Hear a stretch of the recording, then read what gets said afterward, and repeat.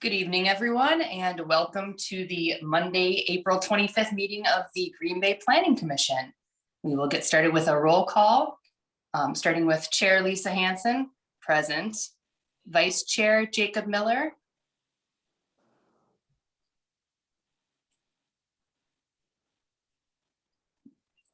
Vice Chair Jacob Miller. Mr. Miller appears to be present, Madam Chair, but he looks like he's frozen right now. Now he's moving. There we go. Hey, I'm having an audio problem. Sorry. Oh, gotcha. Yes, present. I'm here. Alder Jim Hutchinson. Commissioner Tony Bremer. Present. Commissioner. Present. Was that me? Yeah, that is you. Sorry. Okay. And Commissioner Ken Ravinsky. I didn't see Ken on the call, but maybe he'll join us a little bit later. And I do just want to welcome Alder into our Planning Commission for his first meeting as well. So, Thank you. So then moving on to the approval of the agenda. Approval of the agenda for the April 25th, 2022 meeting of the Green Bay Plan Commission. And Wendy. Chair, Madam Chair, I would like to make a correction on the item. Let's see, which item is it? Number 6. That is not the On Broadway Incorporated that is requesting this board appointment. This is the Broadway Business Improvement District that is requesting the appointment. So please make that correction. Okay. Thank you. With that correction, I move approval.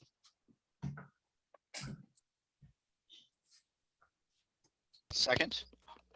A motion by Commissioner Bremer, a second by Vice Chair Miller. All those in favor? Aye. Aye. Aye. Aye. Any opposed? And then moving on to approval of the minutes from the April 11th, 2022 meeting of the Green Bay Plan Commission.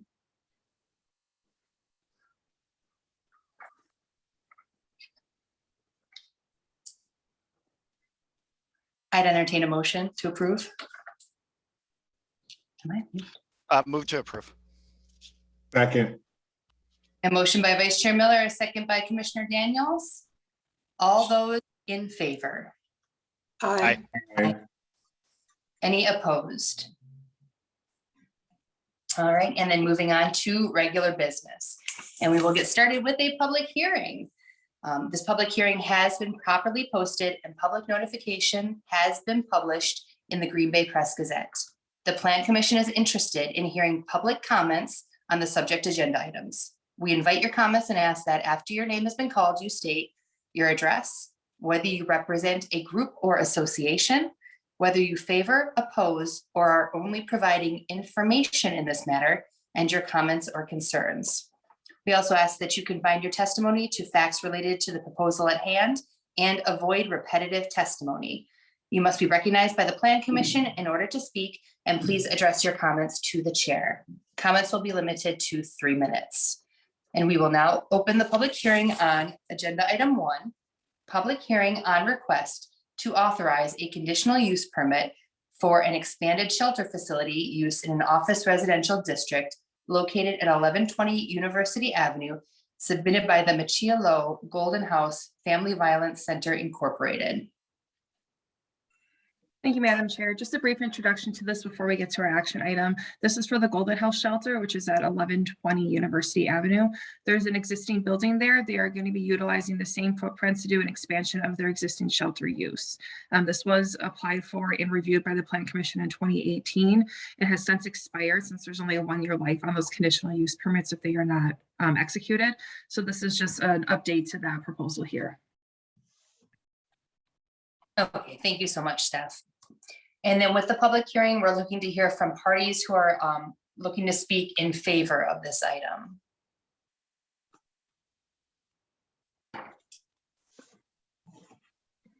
And if you're calling in on internet audio, it is *6 to unmute yourself.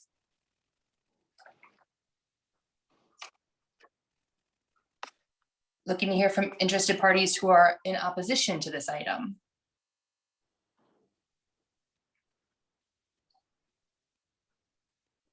And is there anyone wishing to provide information only on this item? Yeah, this is Pacello. I'm the owner of the executive director of Golden House. We have been at our current location since 1993, and we're asking to expand our facility so that we can continue to accommodate the need in our community. Okay, thank you so much. And can you please state your address for the record too, please? 1120 University Avenue. Thank you.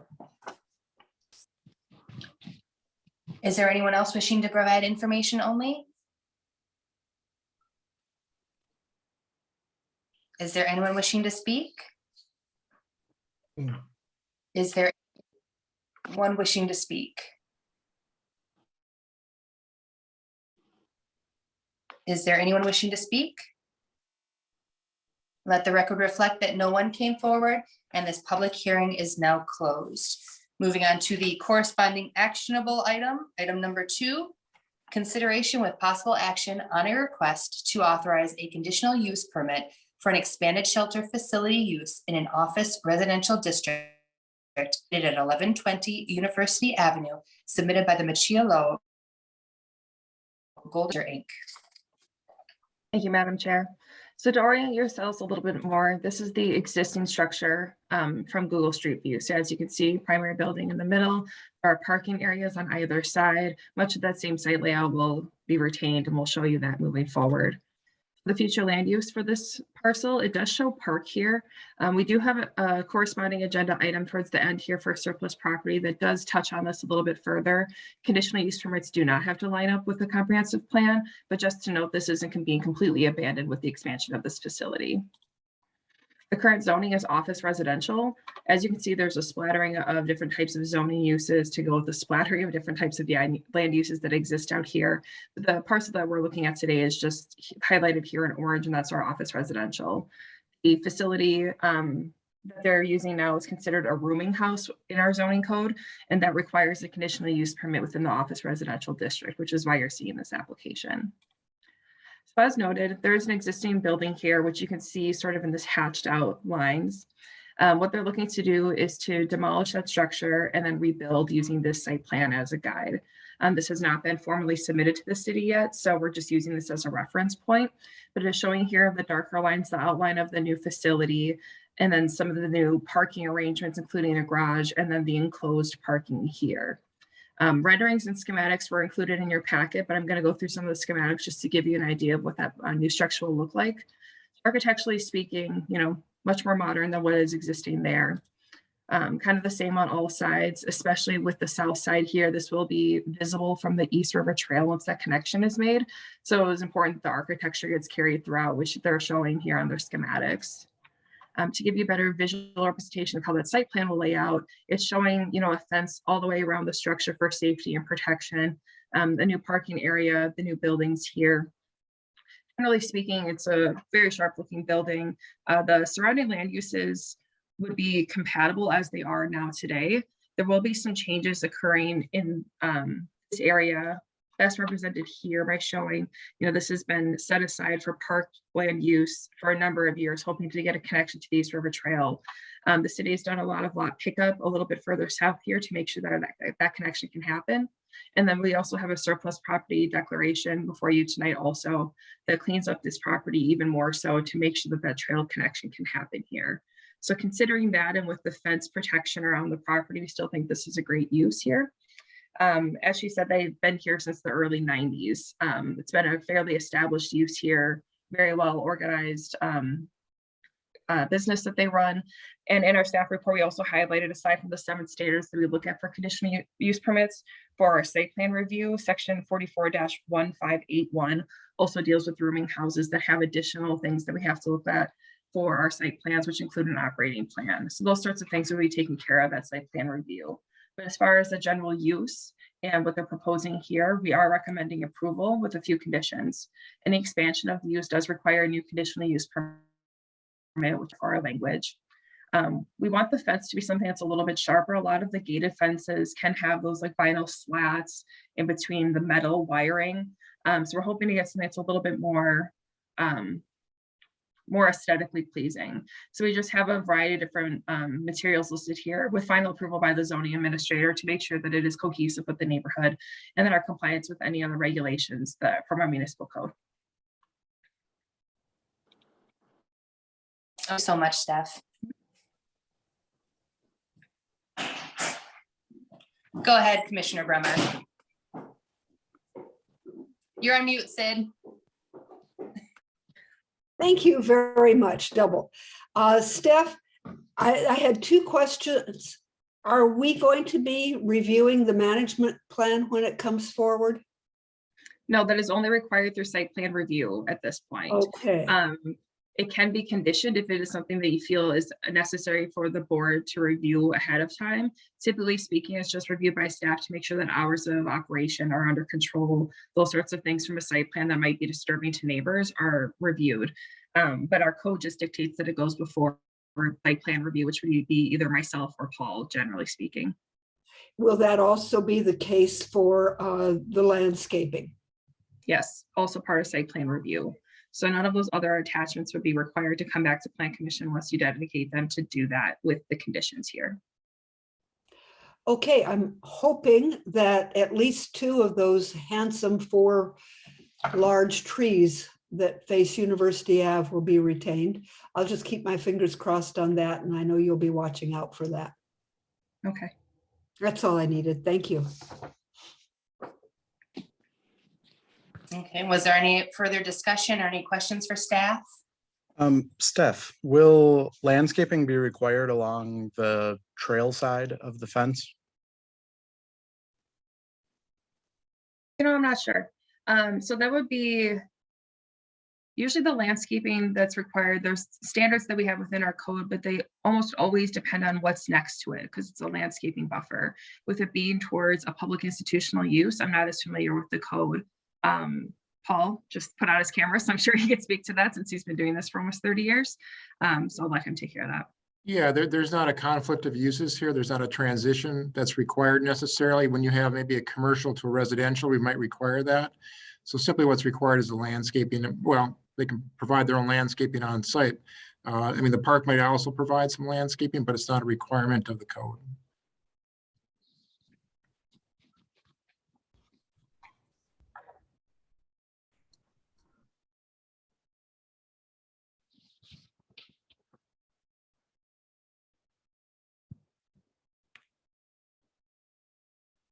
Do we have any further questions for staff? Sorry, Sid, it looked like you were about to say something.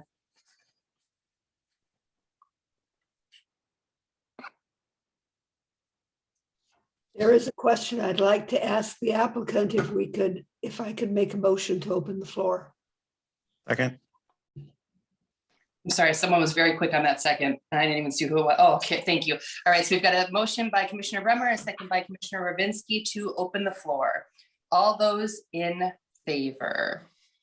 Aye. Aye. Any opposed? All right, the floor is now open. Go ahead, Commissioner Bremer. Thank you, Ms. Lowe. We're glad to have you here. I'm not worried about the management plan because assuming, and I guess I want to ask you this, will there be any major changes in how the facility is managed? Thank you for having me. Absolutely not. We'll be using it exactly the same way that we'll be using it right now. We are just expanding it to meet the need, domestic violence need in our community. And that was my second question. Expansion will it be in the number of residents? The current number and the projected number. Yes, so our current shelter is right now at 14,000 square footage. With the new building, we're looking at 23,000 square footage. Right now, we have 11 bedrooms with a capacity of 40. Due to COVID, we have to cut our capacity to half. So instead of having families double up, singles double up in each room, now singles have their own room. With our new building, we are looking at 20 bedrooms, which will accommodate over 20 families or singles. Wonderful. And I'm curious too as to what is the part of the building that is at the south end that has no windows with that beautiful view out to the East River. and the proposed bike trail? So that will be our, and Jim, feel free to chime in. That will be more of a public space for clients to hang out.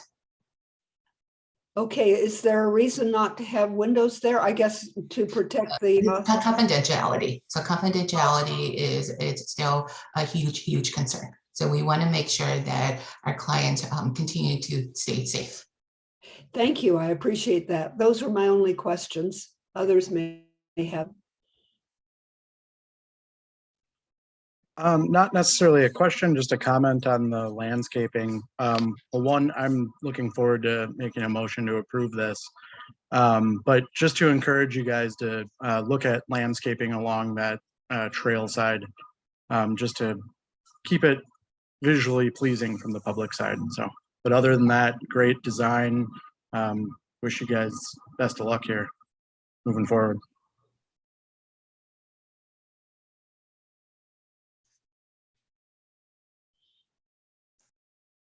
I guess this is my first meeting, so I hope I don't say anything out of order or anything, but I noticed, and I know the schematic is just preliminary, it's not a submittal. But what's important to me as an alder is the surface water management. And I saw 2 biofilters on this schematic, and I love that idea, and I hope it's advanced, and I hope it's put forward. Just a comment. I was pleased too to see that you're going with a 2-story structure again. I think that will, you have the styling that goes well with the medical center next door, and then the 2 stories that fit the single family homes on the other side of the street. Thank you for that.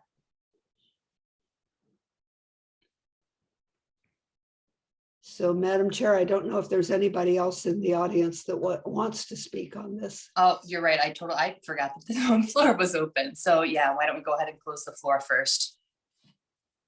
Because I don't see anyone else. Okay, then I Move to will. close. Go You ahead, got Sam, it. sorry. I'll second you, Jake. We'll close the floor. All right.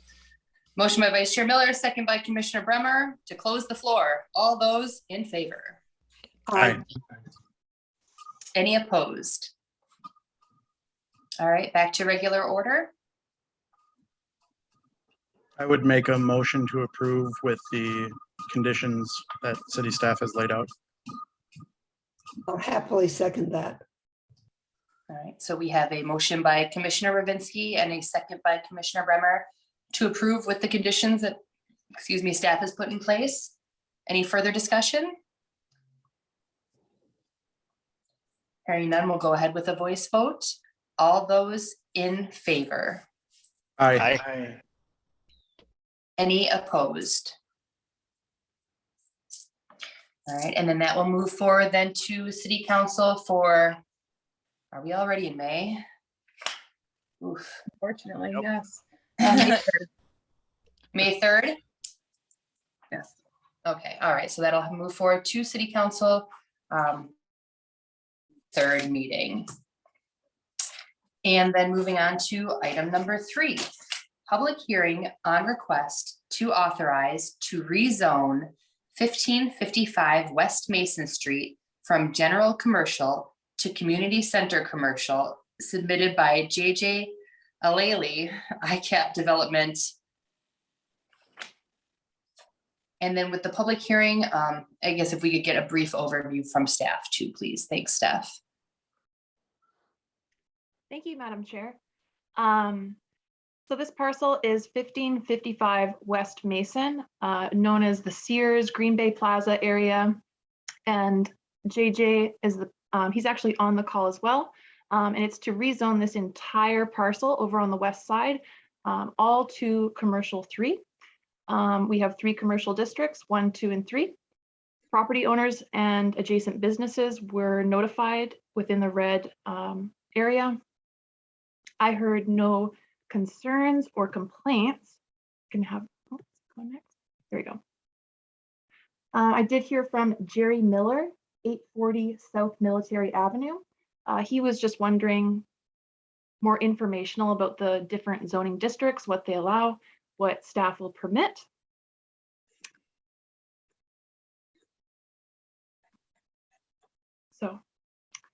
Okay, If you thank have you any so much. questions for JJ, he's on the line as well. All right, I saw Steph pop up in the picture. That's why I said Steph, not you. So thank you, Madison. The glasses. All right. So with the public hearing, we are looking to hear from parties who want to speak in favor of this item.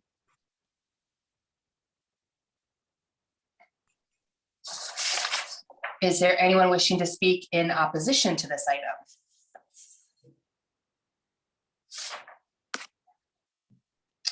Is there anyone wishing to provide, excuse me, information only? Is there anyone wishing to speak? Is there anyone wishing to speak? Is there anyone wishing to speak? Let the record reflect that no one came forward and this public hearing is now closed. Moving on to the actionable item, item number 4, consideration with possible action on request to rezone 1555 West Mason Street from general commercial to community center commercial, submitted by JJ Alali ICAP Development. All right, thank you. Moving on. I wanted to get some images on the street level. I think it's really important, as we've kind of noted earlier with staff, just to really get an idea of traffic circulation and the entire area.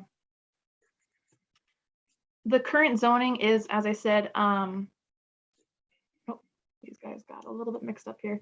So the current zoning is a mixture. You have C3, C1, C2, and that's something moving forward as staff that we really want to clean up. I think that we've seen at Plan Commission a few fragmented sites in Green Bay, and that's something that we are moving away from. So there is a general focus on this corner. However, this entire parcel will become C3. You can see during the surroundings right now, there is low density residential as well as other commercial districts within this corridor. Jump back to our future land use. So we really do see the plaza staying as a commercial district. One thing I wanted to note about the differences between C3 and C2 and C1, C3 is a community center commercial. This focuses on major traffic, vehicular circulation, and is more of a convenience area for West Green Bay. It focuses on big box as well. So staff feels that not only would this comply with our future land use and our code, but we are recommending approval because we would like to see this area revitalized and truly used as a commercial district. So we'd like to rezone this all to C3. All right, thank you so much, Madison.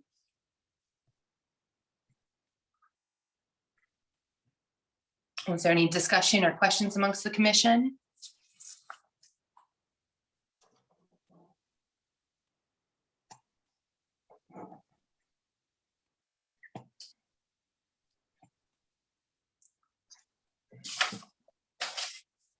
No discussion. I would move to approve. Second. Okay, so we have a motion by Vice Chair Miller and a second by Commissioner Daniels. Do we have any questions or further discussion? Hearing none, I'll go ahead with a vote. All those in favor? Aye. Aye. Any opposed? All right, and then that will move forward then to City Council for May 3rd. And on to agenda item number 5, with possible action on request to declare a portion of city-owned property as city surplus located along the 1100 block of University Avenue and at 601 St. George Street, submitted by the Community and Economic Development and Parks, Recreation, and Forestry Departments. Thank you, Madam Chair. It's been a while since we've seen a surplus property declaration, so I kind of just wanted to go over the background of that too, especially for the new commissioners. So if the city owns a piece of land and it is intended to dispose of it for sale or for use to a non-city entity, it goes through our surplus property process. which is a process in which we send out an agency review memo where it goes to other utility providers, internal providers, other departments to see if there is a public use for this property anymore. Sometimes these properties are picked up just as different pieces of a puzzle for a development. Sometimes they're for right of way. There are a lot of different reasons why the city has extra parcels. And this happens to be one of those areas. So it's a little bit harder to see on this map, but right next to the Golden House where we were just discussing, there's this parcel that loops down where the East River Trail connection is planned to go. So it's kind of this oblong parcel here with a little connection out to St. George. There's also a parcel right underneath it that does connect over here, which is that 601 St. George. Both of these parcels are currently city owned. They are picked up as part of the East River Trail project. What we're trying to do and what we are recommending for approval tonight would be this proposed CSM. So we're looking to create a lot here against University Avenue, a residential lot off of St. George Street, and then use the rest of this outlot area for that East River Trail connection. So the outlot would be retained as city property. Lot 1 and Lot 2 would be directed to our redevelopment authority for disposition. The idea is that our redevelopment authority is far more capable. They're the body within the city that is supposed to be there for development projects, and both of these would be developable lots. So we are recommending approval with that language, that proposed Lot 1 and proposed Lot 2 be transferred to redevelopment authority of the city of Green Bay for disposition and development. Also within our review process, WPS came back saying that they wanted to move their easement area. That's usually done during our land division, which would be done with this property. The CSM has to be done or else the surplus won't go through. So we did add it as a condition. It's detailed in an exhibit that I'll attach to the legal document that gets filed with this, but it's more important that it gets done in our land division process. So I did just want to note that here that the easement will be taken care of during that process. But the most important piece of this puzzle is getting this to our redevelopment authority for proper disposition.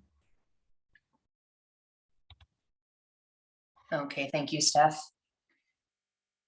And I would like to add as well that we've been working, the redevelopment authority has actually been working with the city prior to the private property for the trail, knowing there would be remnants left for us to work on development. So the redevelopment authority helped fund part of this acquisition as well as funded a portion of the engineering on the site to create these lots. One of the partners we've been talking to is Golden House, who is in the need, of course, of transitional housing. So we've been working with them and NeighborWorks as well to build some new housing on that site. Cool. That sounds great, Cheryl. Thank you. Just to make it a better project than it is now. Right. Go ahead, Commissioner Bremer. That would, I think, offset my disappointment at losing the community garden in Lot 1. That's always been a nice kind of addition to Golden House, or side neighbor to Golden House. But I am wondering why the recommendation, Steph, doesn't include outlot 1. Outlet 1 would be retained by the city for the Parks Department for that trail connection. So there's no need to declare it because it won't be going outside of a city body. The redevelopment authority is technically its own entity. It's not part of our city departments versus the Parks Department is. So they'll just that it's already there, so to speak. So that will be retained by city. So outlot remains basically status quo then. Yes. So it'll just be Lot 1 and Lot 2 that would be proposed for declaration. Thank you. Steph, could you pull up the map again with the proposed lots?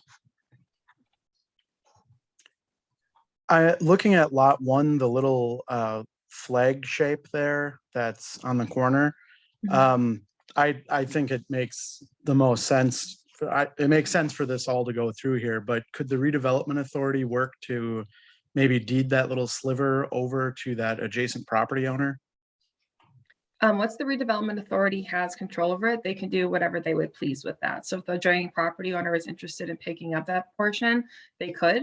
We cannot make anybody do that, unfortunately, which we see a lot of that with our remnant parcels. There's little slivers everywhere.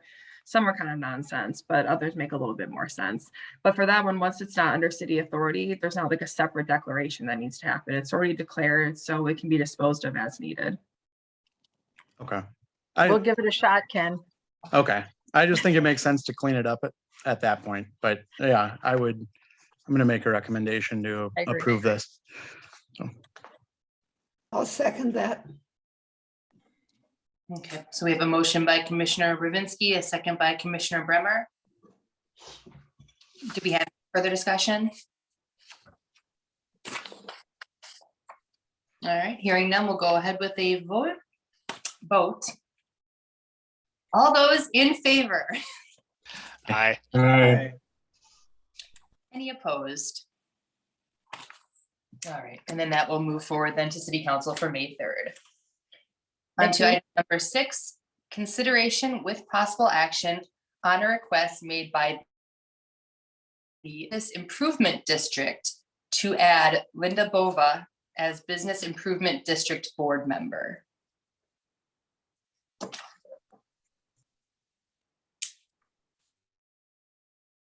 Wendy, I do you have a guess, quick I step can- forward on that, please? Yeah. there Yeah, you I was just gonna say that we did submit a resume for Linda, and she'll be a welcome. Obviously, bringing her talent would be a wonderful addition to the bid board. So if you have any questions, please let me know. Yeah, it looks like a me. I would make a motion to approve. Second. So we have a motion by Commissioner Ravinsky and a second by Vice Chair Miller. Any further discussion? Hearing none, we'll go ahead with a vote. All those in favor? Aye. Any opposed? All right, and moving on to informational. Item number 1, green infrastructure code changes update.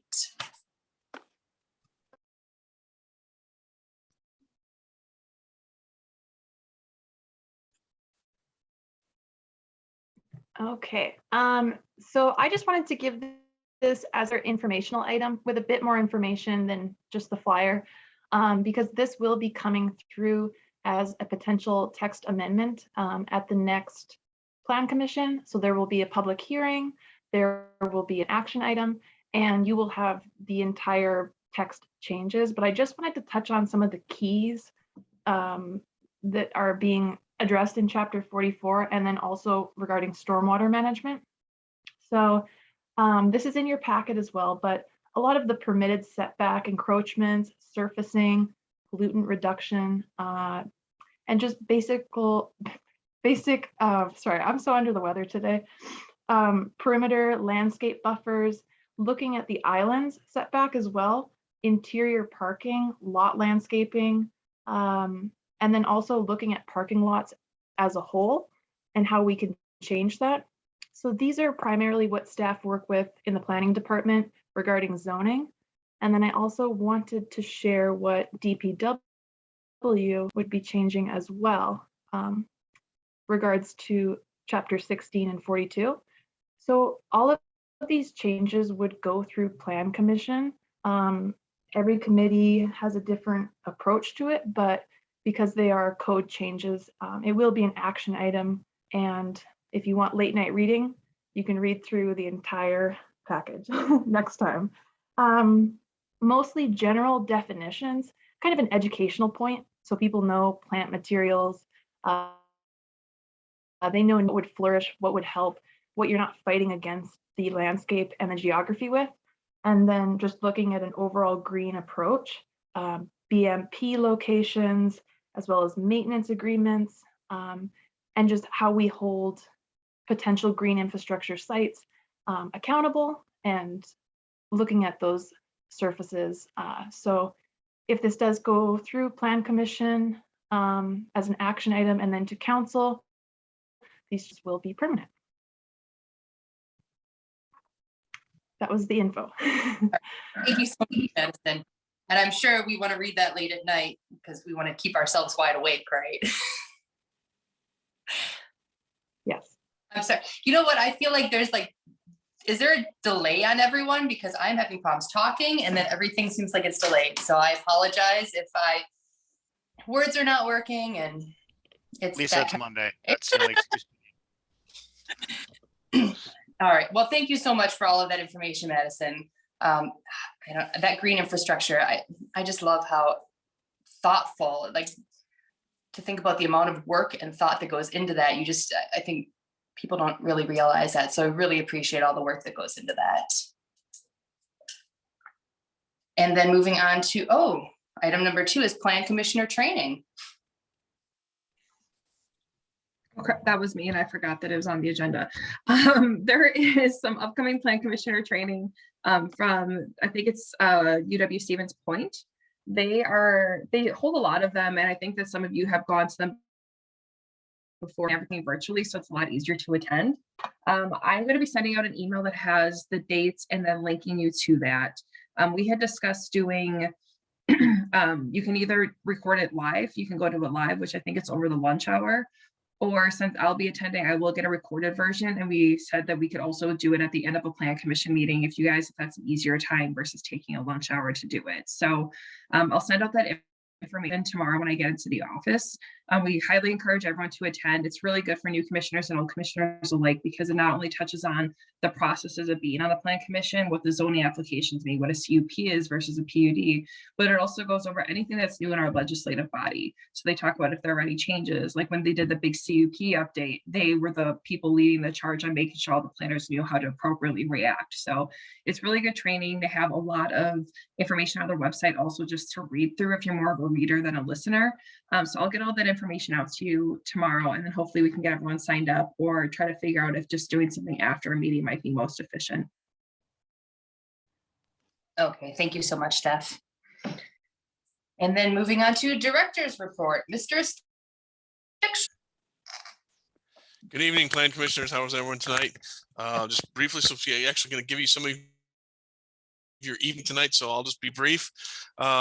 Department is very busy, as springtime usually is, but this year seems to be even more diverse than usual. We have staff working on some environmental testing on several key development sites in the city, including the future Grandview Industrial Park, the 200 North Monroe project. Folks are going out there. They're actively developing the hazard mitigation or the environmental mitigation plan for that site, working with them and coming back doing a little. They did find a little bit of some nasty stuff, so they're going to expand their testing a little bit, unfortunately. So it probably means a little bit of more of a pinch on the TIF request for that, but we kind of anticipated that for this site, so we're really not too concerned with that. Staff is looking at creating at a minimum of at least 3 TIF districts, possibly a 4th this coming year. So 3 of them would be downtown. The 4th one would be out in the Grandview Industrial Park area. So we're looking at getting those done. I think obviously the planned unit development zoning here for that has proceeded through its first reading at council, will be coming up for its second reading here on May 3rd. So that is moving forward. Alder Hutchinson has gotten a crash course on that project here. It's right up against his district. So he's been contacted by a resident out there. It's been a great contact for us on that one. So thank you, Alder. Welcome to the fray. Right off the bat, right out of the frying pan into the fire. So we appreciate his work on that. Staff's also working on some affordable housing initiatives through our ARPA requests that we'll be bringing forward to council. Several CDBG reporting items that are going forward with Cheryl's staff right now. In addition, and Mr. Newmeyer is busy working on floodplain work related to the hopefully updated maps coming out here later at the end of this year.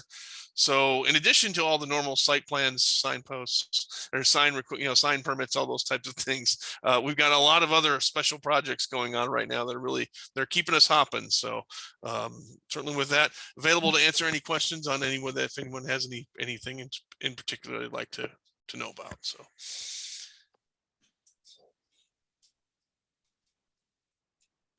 Go ahead, Commissioner Daniels. I'm not going to even try to pronounce it. I'm just saying Director Neal. That works, Darius. That works. That was nice of you, DJ. Thank you. Thank you. 2 quick questions. And I don't know if Director Neal, is this to be directed at you, but I know Chair Hanson, we always say at the very beginning that the public hearings have been posted in the Green Bay Press Gazette. Question, isn't the Green Bay Press Gazette now subscription paid only? Or is there a free version of that? It was always subscription. Oh, it was always. So it I was believe never like so. a free. No, it's always been Okay, subscription. because I will. Okay. So that answered my question, because I think my question was, if we went from a free publication where we announced the public hearings to now is a paid subscription, could that be diminishing the amount of people that actually see the public hearings? But okay, you guys answered the question. Well, actually, and Commissioner Daniels, actually, that's a great point. And certainly something when as we were required to kind of select an official newspaper of year, I think that was actually part of the conversation. I think that the city council did actually have on doing that. I think so we're required to do that, I think, by statute to select that official newspaper, but that's all the more reason why I think our social media avenues, our websites that are free, essentially are critical, I think, to a lot of those outreach efforts. And I know Steph has something to add on that too. I believe this is the case for this newspaper as it is for most. Everything that is a public notification you can find online. So while the printed version you might have to have the subscription for, if you just are using Google for that or generating from their website, those are usually all free to the public because they're public notifications. So just doing a cursory search, I see some that are public notices posted and I can see one of ours. So I'm guessing if you're using the website to find that information, it's available. It's just the printed version you would have to pay for. Okay, thank you. I just wanted to make sure, because I've seen some articles before. I clicked onto them. They were on the Green Bay Press Gazette, and I wasn't able to read them because I didn't pay for it. So that just brought it to my attention when Chair Hansen said it earlier. So thank you. Yeah, great question, sir. Well, Yeah. And yeah, the public things like, obituaries are also public. But yeah, when you click on articles on the Press Gazette, you can't see them. But I'm not going to lie, when I was reading that today, DJ, I even thought about that. This public hearing has been properly posted in the Green Bay Press Gazette. And I'm thinking, how many people are still getting that? But, what other options do you have? So that's an interesting point, and certainly something that's changing, because it used to be a little bit different, that you'd have more access to. Absolutely. So. Okay. All right. So Yeah. I've lost my paper. Darius, you had two questions. I think you had the first one. What was your second one? Yes, the second one is an easier one, I think. And with the 200 North Monroe project, is it been delayed? Is it on track? Or where are we with development? I know we're still going through the environmental things, but do you have any update on development? Yeah, they are right now proceeding, as I think right now they still have not changed their intention to be in the ground, I think by late summer, early fall here. So they're still proceeding on that. Despite they said I think they're still trying to close a little bit of a financial gap just due to increasing construction costs. And time we talked to one of their development managers and said they can't find contractors willing to guarantee prices more than 30 days in terms of materials. So it makes it a little difficult to plan when you don't have everything else kind of lined up and ready to go. But they have been communicating with us very well with Matt Buchanan on our staff. They've been very, good partners. So they're keeping us kind of abreast on what's going on.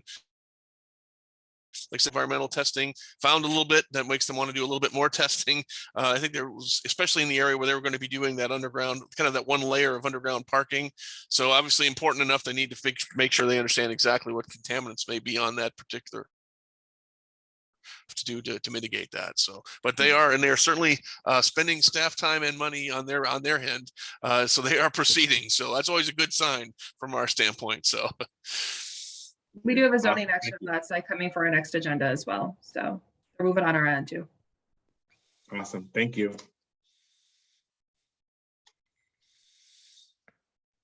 All right. Any more comments or questions for Mr. Am I saying it right? Steckschulte? Perfect. Just like it's spelled, right? All right. So thank you so much, Neil, for that report. And then moving on to the date of the next meeting is May 9th, 2022.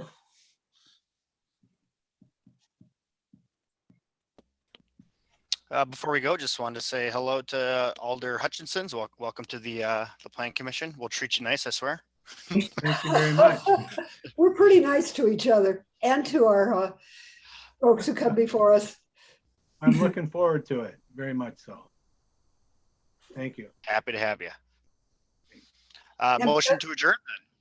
Second. Motion by Vice Chairman, second by Commissioner Bremer to adjourn. All those in favor, Aye. Any opposed? All right, good night, everyone. Thanks, everybody. Thanks, everyone.